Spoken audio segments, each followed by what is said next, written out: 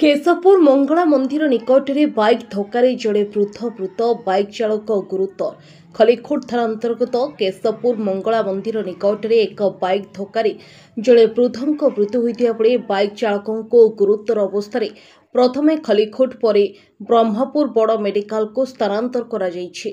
मिलिथिबा सूचना अनुसार गतकाली राति प्राय 9:30 समय खलिखोटू दुई जन युवक एक बाइक रे कोरासी अभिमुखे जाउतबा समय हठात भारसाम्य हराई मंगला मंदिर निकट में जड़े वृद्ध को धक्का देइथिला, जहा फल बाइक आरोही तले पड़ी गुरुतर होइथिले। तुरंत तांको स्थानीय लोके उद्धार करी खलिखोट मेडिकल को नहीं जाइथिले। सेठारे प्राथमिक चिकित्सा कराई तांको ब्रह्मपुर स्थानांतर करा जायछि।